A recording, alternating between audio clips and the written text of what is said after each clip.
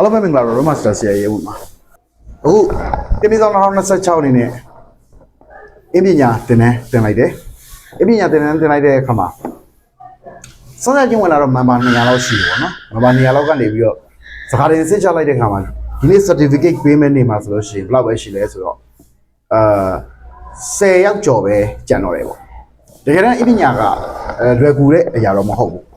နော်လွယ်ကူတဲ့အရာမဟုတ်တာဖြစ်တဲ့ကြောင့်မိတ်ဆွေတို့တွေနဲ့စနစ်ကြလေးလာဖို့လိုတယ်အခုလည်းနောက်ထပ်သင်တန်းတွေထပ်တက်မယ်ဆိုပြီးတော့သင်တန်းနဲ့ပတ်သက်ပြီးတော့တက်ချင်တဲ့လူတွေအများများတယ်လာပြီးတော့စီရင်ပေးထားတဲ့လူတွေအများများတယ်ဆရာအနေနဲ့ကလက်တော်နေအထားရနော်ဒီတင်းပြီးတော့2026ကိုဖွင့်ပြီးတဲ့အနေအထားရအပတ်စဉ်နှစ်အနေနဲ့အင်းပညာကိုဆက်ပြီးတော့ဖွင့်ဖို့တော့အစီအစဉ်မရှိသေးဘူးသင်တန်းလာတာ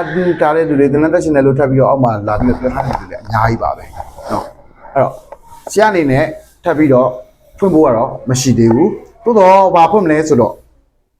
အချိန်တိုင်းနောက်တိုင်း login အစီရင်သင်တန်းလေးတော့ဖွင့်ဖို့ရှိတယ်ဖွင့်မဲ့ရက်